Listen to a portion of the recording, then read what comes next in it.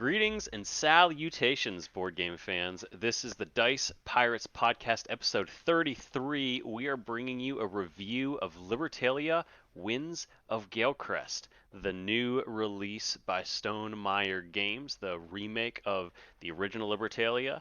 We're going to go ahead and break down our thoughts on that, what we think about it, how it stands up in the modern day, and we'll get to that later. Of course, I'm joined by Aaron and Matt as always, and I'm joined once again by my wonderful wife and fellow pirate Tori. How you doing? I'm great. I'm happy to be here. Thanks for having me back.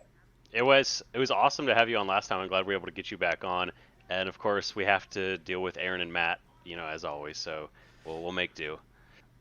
I just want to point out that after 33 episodes, this is our first time reviewing an actual pirate game, right?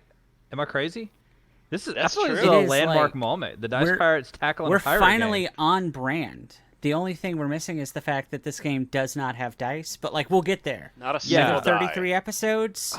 We'll round that corner. It'll be great. Didn't you guys do a review of Bluffaneer when that came out, or am I crazy? We did do a review of that. Matt has no idea You're what he's disrupting talking about. the narrative. And that one actually had bone dice, so it was probably the most on-brand thing we've ever done. Oh man, I forgot about that. They were a sponsor too.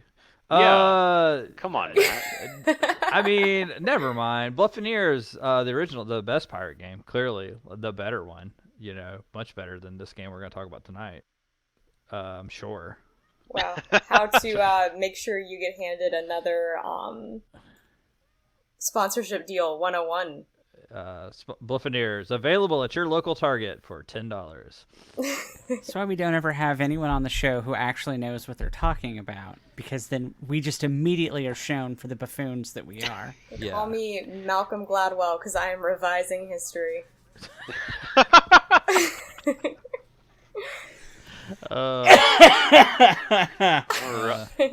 Well, that was entirely too smart for every single person on this podcast, unfortunately. You don't know the demographic of this podcast, clearly. Matt, I'm just laughing because you guys are laughing, and I assumed that was really funny. It was, trust me. Matt, I'm going to go ahead and let you talk for a little bit longer, and surely that won't go poorly, because I know you have a soapbox that you want to talk about a little bit. I do, actually. This is a follow-up to an episode some months back when we reviewed Eric Lang's mythology trilogy of Blood Rage, Rising Sun, and the latest release, Ankh. At that time, I had not played Ankh. Aaron was the only one of the crew who had gotten that game to the table, and but we got to play it finally. Dice Pirate Max's long-delayed Kickstarter version of Ankh finally delivered some time ago, and so we played it this past Sunday. And I have thoughts, I have feelings. I won't rehash everything that we talked about the game. It's basically more minis on a map vying for control of a space, playing on a culture's mythology and history in a way that, I don't know, it probably is respectful, but may not be. I don't know enough to know. So a grain of salt there. I don't know enough about Egypt's mythology and culture to know whether or not this is a faithful adaptation of it, but certainly has lovely, luxurious miniatures, intense gameplay. But the one thing I do want to talk about, and Aaron, I want to hear your thoughts on this. The game's most unique mechanic is what they call the merged god mechanic. We talked about it in the episode, but to recap what that is, the two players who are in last place at a point in the game will merge and become a singular entity, effectively a team. They'll have to work together cooperatively to try to win. The game plays up to 5 players. Is that right, Aaron? Yes. Okay, so the game plays up to 5 players. I can imagine in a 4 or 5 player game that would feel different than in the version we played, because we played it 3 players, and that was a weird dynamic to come into play in a 3-player game, because it was essentially 3 players who had been head-to-head for an hour and a half at that point. Suddenly it became a 2 versus 1 dynamic around the table, which felt very strange. It also, even though it's supposedly a merged god in a somewhat cooperative mode of play between the 2 players who are forced to merge, it feels like the player who is in last place is effectively eliminated because their miniatures are removed from the game. The the other player becomes the higher god, and they like literally sit on top of a pedestal, and the other player's like color is added at the bottom as like a little color base to like indicate that they're like a teeny part of this. But it very much feels like the player who is like the lower god in this dynamic has been effectively eliminated from the game and is getting to make some decisions collaboratively with the other player, but it doesn't really feel great. I wasn't in the merge, but watching it play out, it doesn't feel great because it even says in the rules that the higher god player gets to make the decision if there's a dispute over what to do in a given moment, so they can talk about what actions they want to take. But if there's any disagreement, it's very clearly in the rules that like one player has the power and the other doesn't. It's deeply strange. So in a 3-player game, it effectively felt like one player had got completely eliminated, and frankly felt a little salty about it, justifiably, I think. And it was just, I've never encountered anything like that. It completely shook up the game. I can't decide if I like it or hate it, but I have to say that I have been thinking about it all week long. So there is something to be said for a game that has introduced something totally new that I keep playing out in my head. So I may have brought this up in the episode, but like the merge mechanic, which is the thing that a lot of people online have some very strong feelings about, was like the first part of the game, basically, that Eric designed. He said in interviews that like that was the first main concept that, you know, because that's something that you're talking speaking on historical accuracy, that basically did happen, not necessarily in a mechanical way like it does in the game, but certain gods would fall out of favor, basically, and just kind of get lumped in with other gods. So, you know, he was like, how can I take that and make that an integral part of my dudes on a map wargame franchise? yeah. I will say the first 2 games I played were both 3-player games. One time I was a part of the merger. Another time I was the 3rd player who did not get merged with. And when I was part of the merger, I absolutely got carried to victory. Like, I brought 2nd place down 7 or 8 points, which, you know, in Ankh, that's a huge gap of points. Right. And then my partner and I were able to steal 1st place. And then in the second game, I was in 1st place before the merge, but 3rd place had been doing so terribly that they never really had a chance to recover before I was able to secure that win. I think something that people are not, you know, within the first 1 or 2 plays, you're not really going to realize how important it is to make sure that you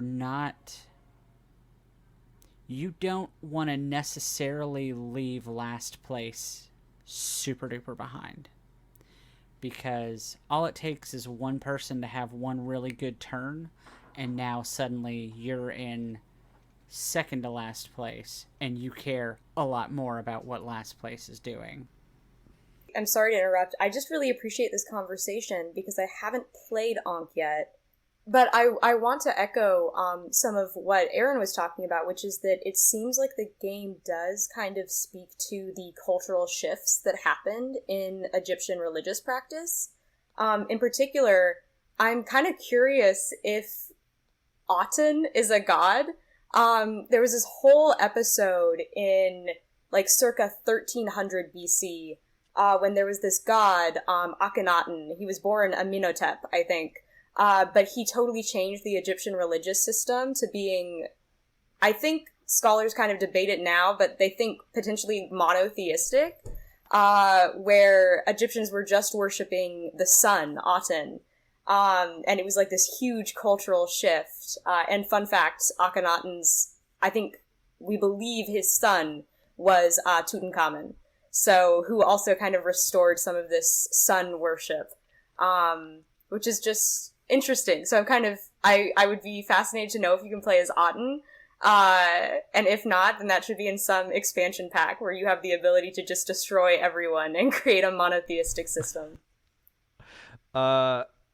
I'll say this. Like, I realized as soon as I sat down to play the game that I know nothing about Egypt's mythology other than the most surface level of like what they kind of are, some of the big names. But like, I was playing Ra, and I guess Ra is depicted as a bird, and I did not know that, and I was just like, I was like, Ra's a bird, and then Osiris is apparently just a blue man, and I was like, I would have sworn like hand on a Bible that like, or what's the Egyptian holy book? I would have sworn on The Book of the Dead. I would have sworn on the Book of the Dead that Ra was a person usually in the art. I didn't know that Ra was a bird. So we played Ra, we played Osiris, and we played a bull god that I did not know. Oh, The name is escaping me, and I'd never heard of.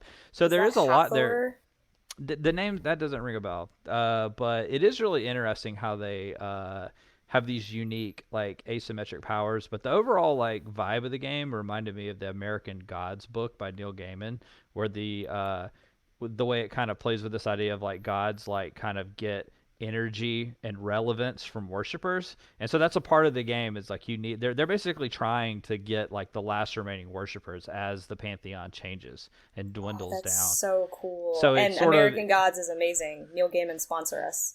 yeah, there's a great. It's thematically it really works, and I give Simon a lot of like crud on this show sometimes for their overindulgent production values and waste. But it's hard not to be like in awe when you see one of these games spread out.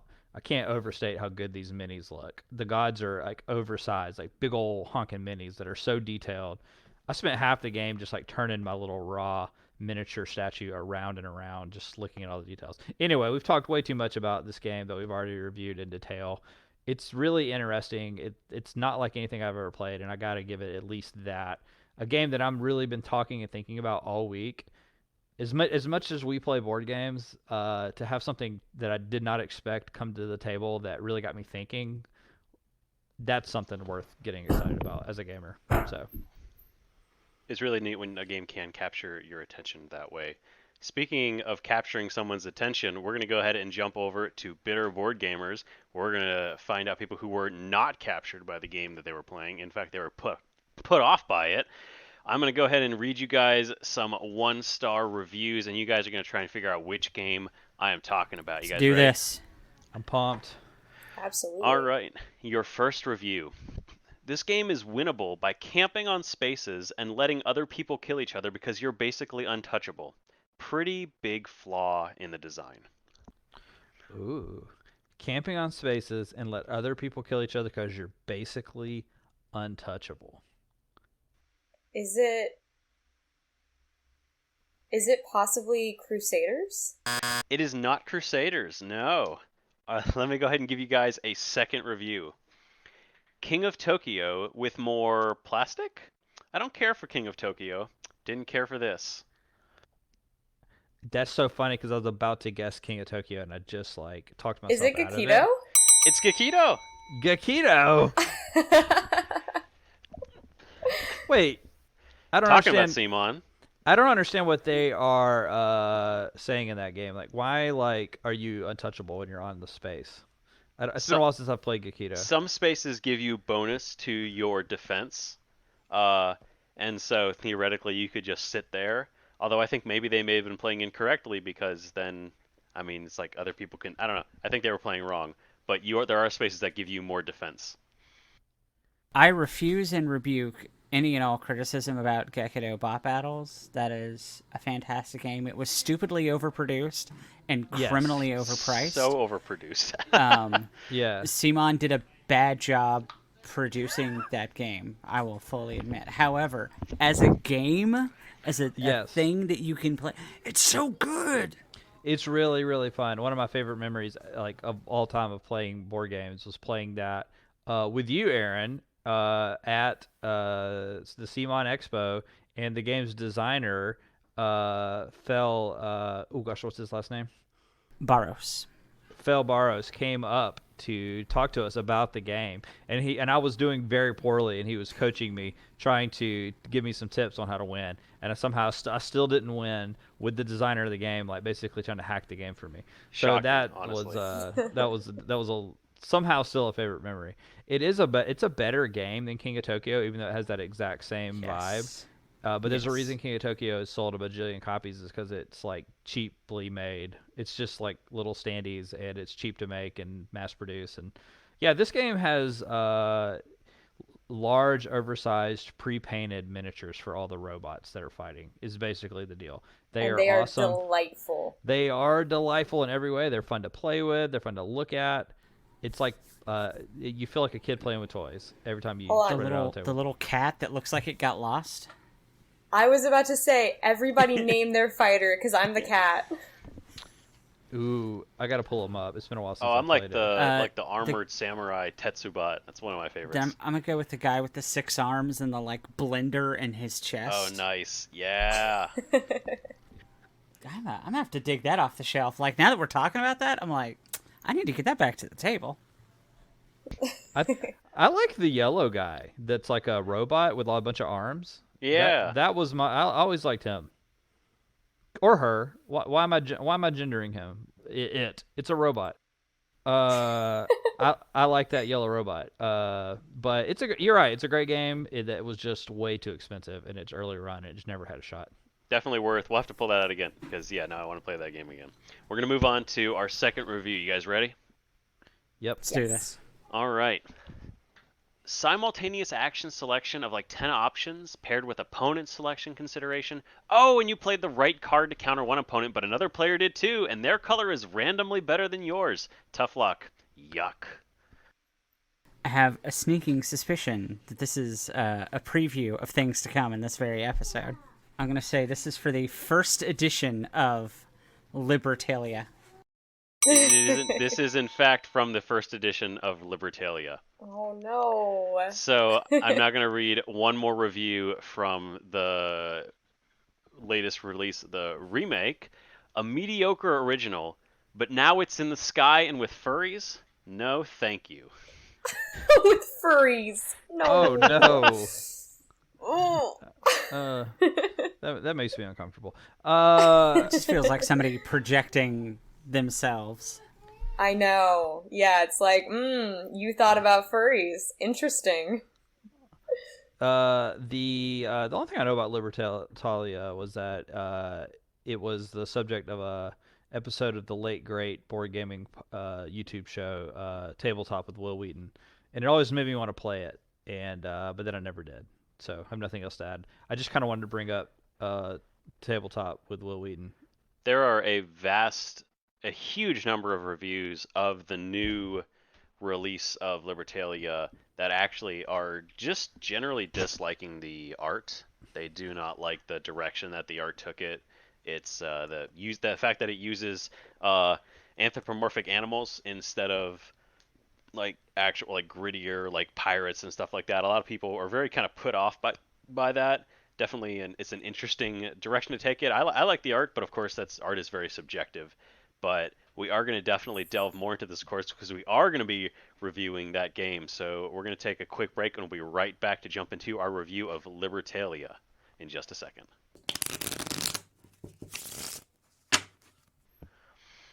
Ooh, shuffling card sound effects. Alrighty. Insert commercial for sponsored that we don't have. Yeah, no, Neil Gaiman is sponsoring us now. Yeah, thank goodness. Yeah, that's right. Got that money. Hello there, I'm Neil Gaiman, famous author from Britain, y'all. Read me books. You know, In what world is that a British accent? This is a British accent, mate.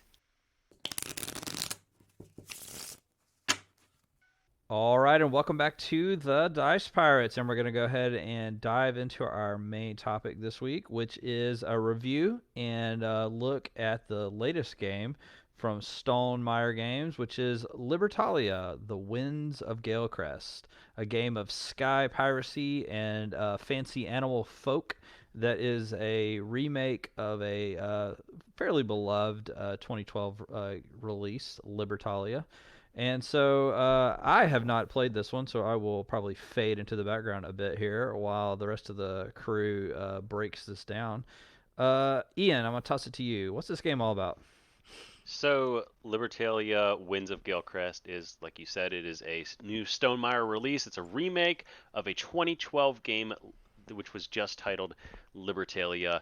That game is out of print, and the rights to produce it and to the game itself was purchased by Jamie Stegmaier after seeking it out, after playing it on Board Game Arena, where the original is playable still if you're interested in playing it.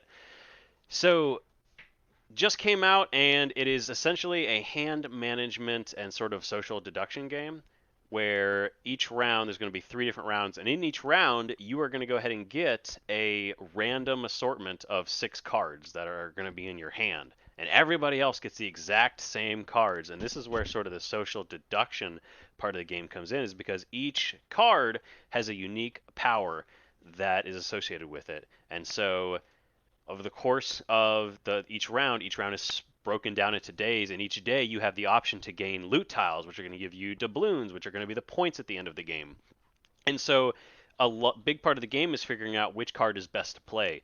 But since everybody else has the exact same card, you need to make sure that you're not messing up the chances to get the most out of that card. Some cards only give you benefits if you're the only one that has it, or maybe you have to make sure that your card is going to be the furthest left or the furthest on the right, and depending on what other people are going to play, that can mess it up. So there is a lot of consideration on what other people are going to play, and that's pretty much most of the game is just doing that. You're playing cards, everybody else plays a card as well. You figure out the actions, you take these loot tokens, you do that until a round ends, you score up. It's honestly fairly simple. And I mean, I'm sure we'll get into it more, but Aaron, I know you played a bunch of this as well, and Tori and I have played this a bit as well. What did you guys think about this game when we jumped into it for the first time? So, if you follow the Instagram, my review has already been posted, as well as Ian's scathing dissent. I thought he liked Jamie Stegmaier's games, but shows what I know. I really liked it. Interestingly, I played after I'd placed my pre-order. I saw the first edition was on Board Game Arena. Played it on Board Game Arena. Didn't care for it. Was considering canceling my order, but I was like, well, I've already pre-ordered it. It's a Stonemaier thing, and I guess I'm just pot committed at this point, so I'll let it show up. And got it to the table the weekend it showed up. Enough cannot be said about the fact that because it's simultaneous action, everyone has the same cards. The teach and the setup for this game, very quick. You have one person, if you're playing with all 6 people at the table, one person shuffles their deck. Otherwise, you can just shuffle the deck that no one's using and just leave that one to be the shuffle deck that doesn't ever get put back in order. And then so it sets up quick. It's really easy to get people going because it's just, we're going to have 6 cards in our hand. We're each going to play one of them. And then all at once, we're going to figure out what happens. I've really gotten into lately like simultaneous action selection games where everyone goes at once and then you resolve everyone's actions at once. I played a bunch of Village Pillage last weekend, which is a game from Jelly Bean Games where you pick a card to play, the player on your left, player on your right. Everything happens at once. It's phenomenal.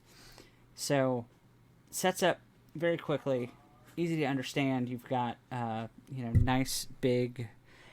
Everything's nice. It's nice to hold. It's nice to touch. It's nice to interact with. You've got the treasure tiles are these thick azul bakelite tokens that clink and clank so beautifully as you're pulling them out of the bag and setting them on the board. Your score tracker is this cardboard dial scenario that looks like a little treasure chest, and you're cranking up as you bury your treasure how many points you have.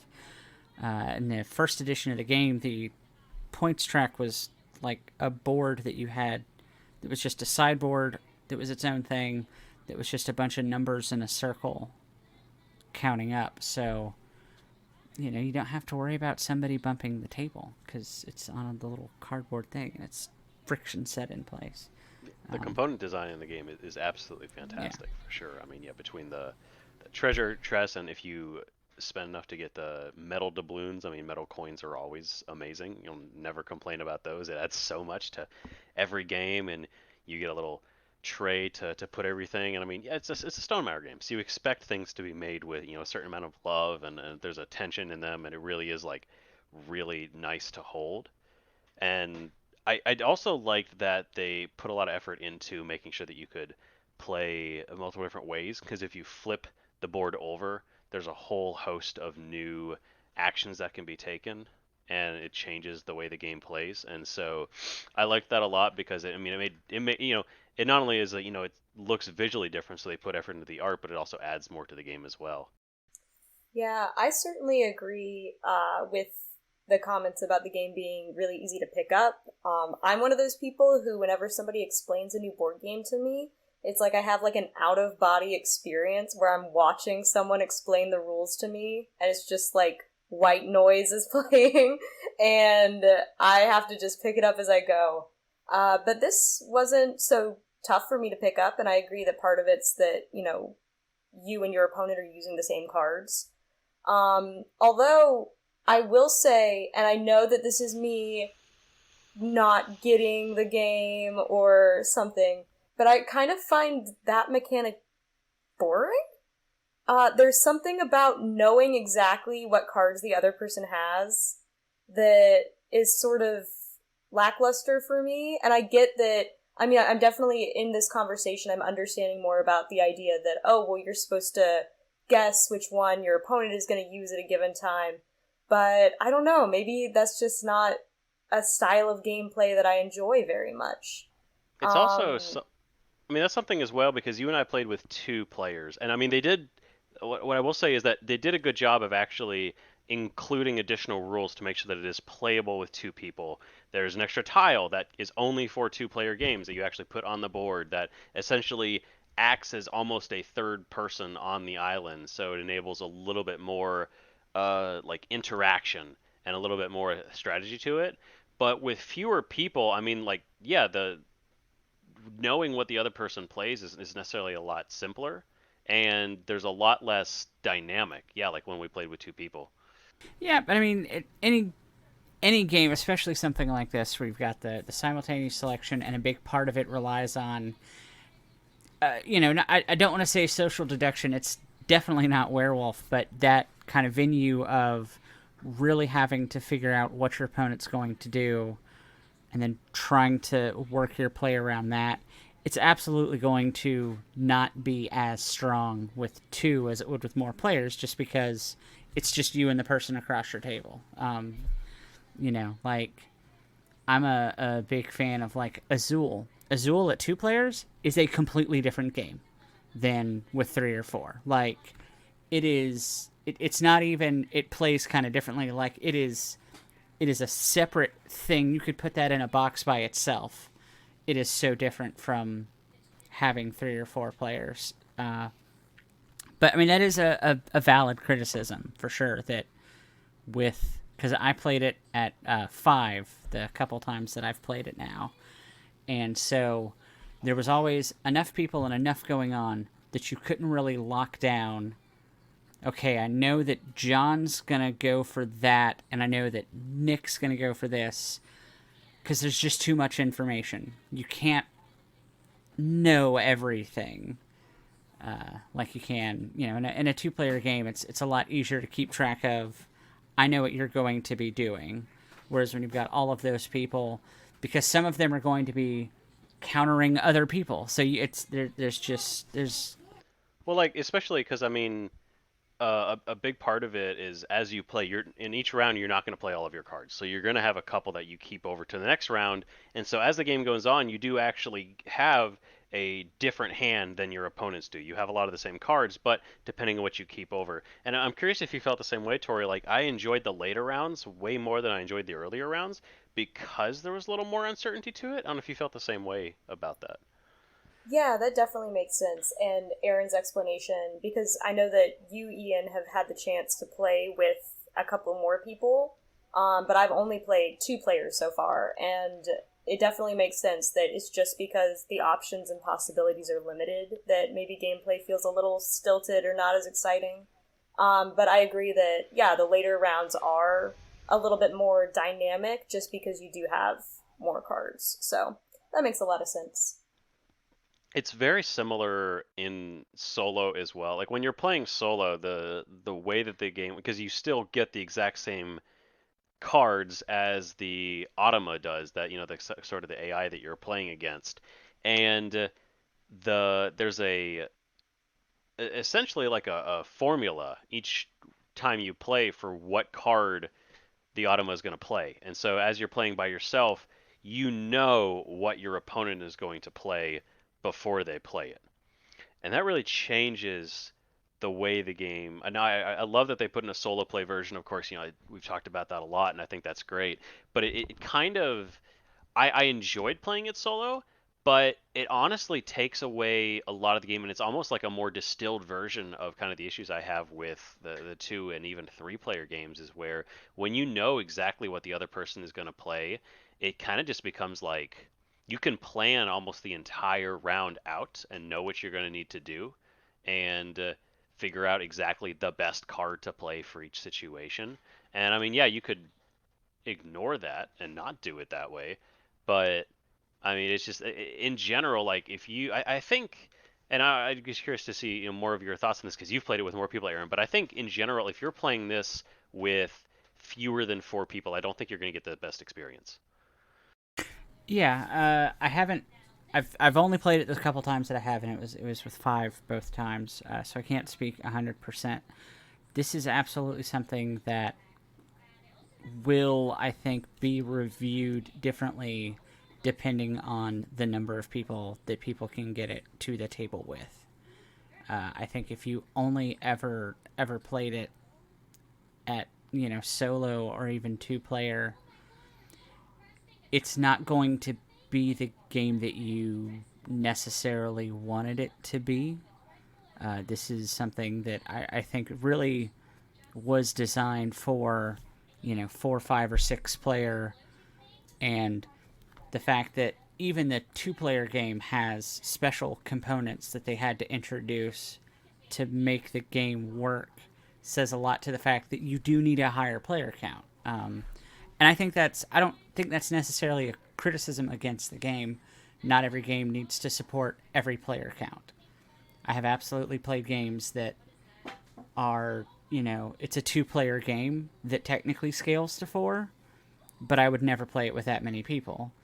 Just like, with this, if there were only 4 people at game night, I would pick something else first. If everyone else wanted to play it, I'd happily play it. But this would not be the first thing that I picked from the pile of games. 2 player is a really interesting player count, and not many game. Like almost every game is like the player count is like 2 to whatever. Like you see very few games that like openly admit to being like 3 player minimum. Almost every game like indicates that it'll play 2, but very few games actually do play well at 2. In fact, we did an early podcast episode all about good 2 player games just because it's tough, to find them.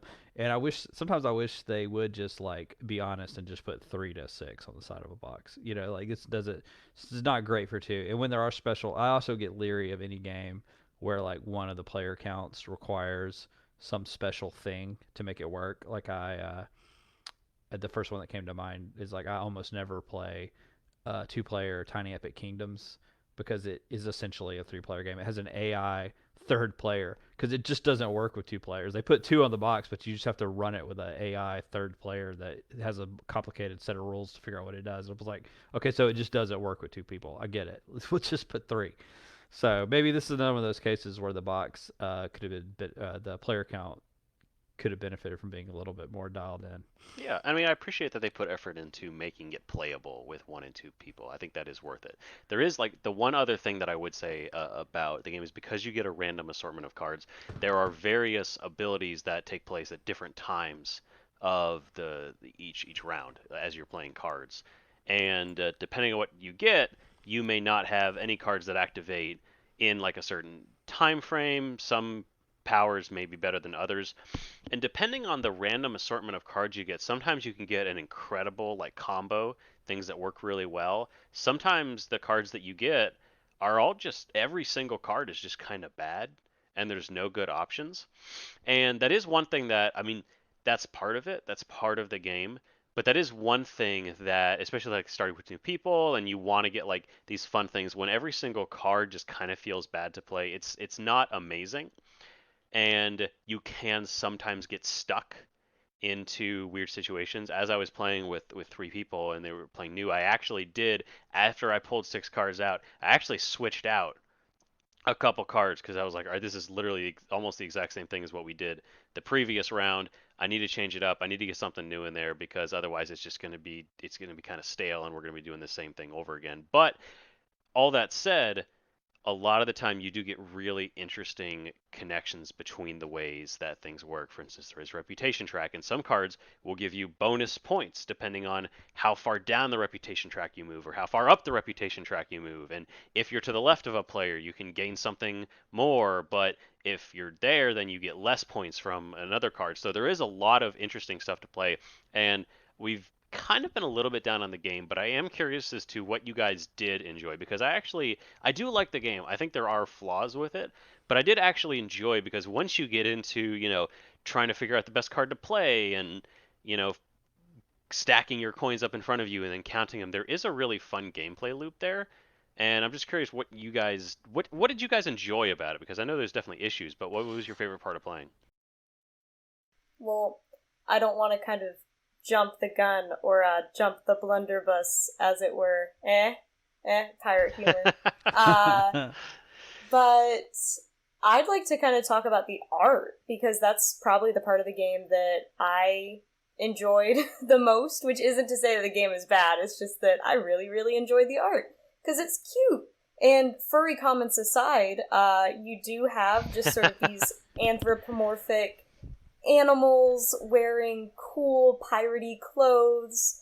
I'm not sure, how well the rolls of the cards, compare to the original version, but I kind of liked being, pulling out a card and saying, oh, here's a, I can't think of any, there's a barkeep and there's a, it was kind of fun finding, what the card was, what this persona is, and how they illustrated it with this cute little animal.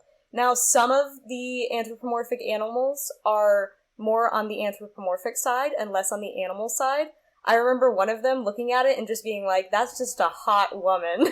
Like, they didn't even try to make that look like an animal.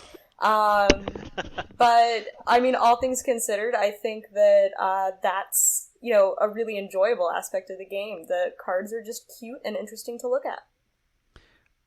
I'm glad you brought up the art. I was curious, like, do you think you would have enjoyed like a more traditional piratey look? The original Libertalia sort of famously has this art style that looks like the Signet Classics versions of Treasure Island from like when you were a kid. So this new version is kind of like Dwellings of Elder Vale, kind of anthropomorphic animal folk. Do you think you would have liked a more traditional piratey game, or does this draw you in more, the animals and the Sky Pirate? I like bright and colorful games. I like games that have not necessarily fun, cheery artwork, but use the space. You have access to any design idea, and literally every color. Make use of that. Is my personal opinion. The original version was a little more Pirates of the Caribbean ride inspired, with guys with like various diseases on their faces, and that's fine if that's what you're into. That's that is exactly what I'm into. But I really like the artwork in the new version. I like the choice to go with anthropomorphic animals. You're not typifying anybody or anything, because they're all just fun animal people. And fun animal people don't exist, so they look like what I say they look like. I'm a little disappointed that the Sky Pirates of it all is basically only existent if you look for it specifically in the background of the artwork. There's nothing about the game that is they're pirates of the sky, because you're still going down to the island to get the treasure, and then you're burying the treasure, which is how it becomes points that can't be taken away from you. So it's like, so the whole sky pirate thing was just for funsies. It has nothing to do with anything. And that's fine. But I was promised a game about sky pirates, and there's no sky pirates in this. There's just regular pirates that happen to be like warthogs and crocodiles. And again, that's cool.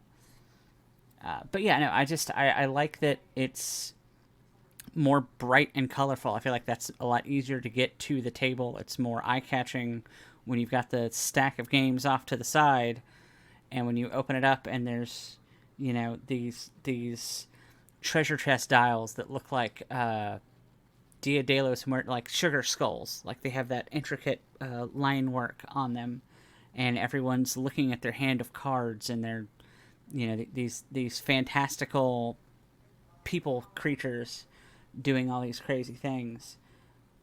I think that's a better, personally, I think that's a better choice for the artwork than drab, dreary pirates who are just counting down the days until the big one gets them, personally.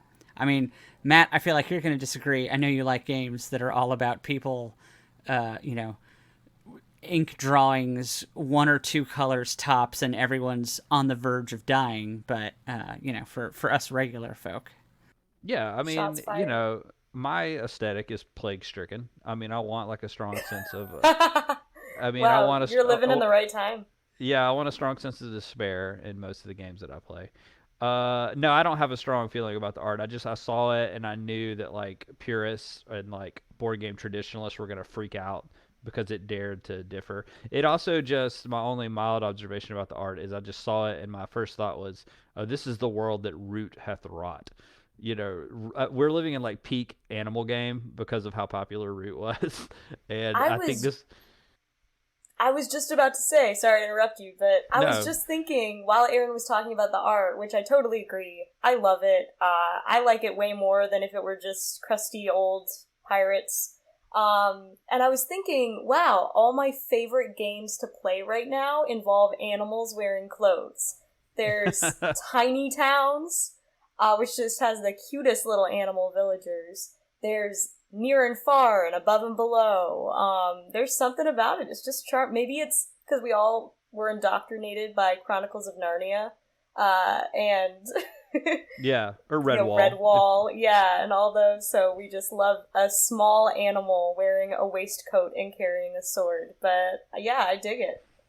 It's definitely a game that is, I mean, like you guys have absolutely said, it's absolutely beautiful. I'd love to get kind of your overall thoughts from each of you. Just sort of, what do you think about the game overall? Is it a game that you would play again, and would you recommend for somebody to pick it up?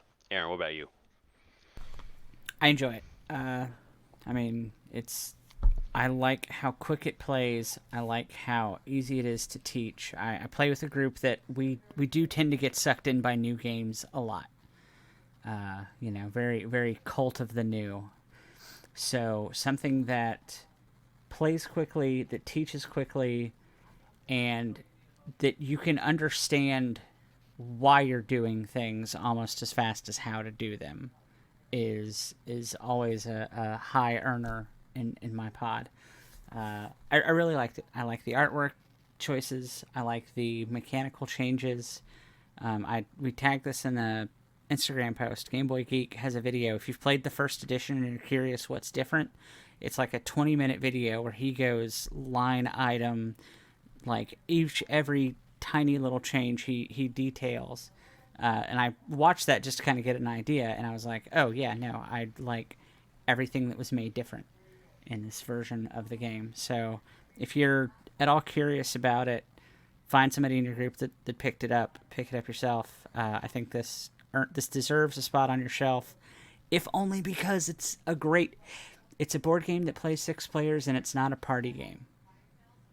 It's an actual real board game that you can play with people who play actual real board games in a 6-player count, which is Good point. very uncommon. That's pretty rare. What about you, Tori? What do you think about it?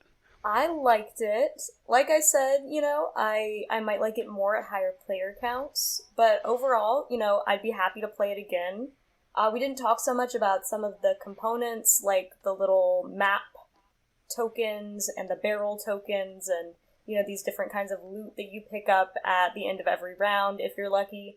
But I think those are fun. I mean, I just think there's a lot to enjoy about the game, and I hope that maybe some of the gamers that are a little salty about the updates to the art style or play components, I hope maybe they'll give it a shot, because I think it's quite worth playing. And, to go back to the earlier point we discussed about how easy it is to teach and learn, I feel like this is one that you could play with people who are just learning how to board game. It could be sort of, a new generation gateway game where you say, okay, so you like cards, let's play with a little bit more, complex mechanics. Yeah, just adding some stuff on top of it. I definitely agree. I think that this is a game I would play again. I did enjoy playing, even though I would like to play it again with fewer people. Maybe, as you get more into the strategy, maybe it gets more interesting. But I think that if you're going to pick this game up, you could always try the original on Board Game Arena. Unless you have a larger group that's going to play, maybe you want to take a pass on it for now, or maybe see what you think by watching some videos. Overall, I definitely think it's a good game one way or another, and I think if you're interested at all, definitely consider picking this up, giving it a shot. That is our review of Libertalia Winds of Galecrest. Of course, as always, if you do enjoy the podcast, consider giving us a like, maybe leave us a review, let us know what you think about it, or suggest it to a friend maybe. Or you could even just reach out to us. We promise we will be nice to you. Matt, if people do want to talk to us, where can they get in touch? You can find us on the Instagram at Dice Pirates. We're there all week long, posting about the games we're playing. We got reviews. We got cute pictures. We got humor. Come find us. We have cat photos. We have cat photos. Ian and Tori have some great cats that like to intrude upon game time forcefully and cutefully. Is that a word? Let's make it a word. It is now. Definitely keep an eye out for new episodes, of course, coming out. But until then, as always, we will be right here on the Dice Pirates. Play more games. Bye. I waved. It ineffectually. Did everyone notice that?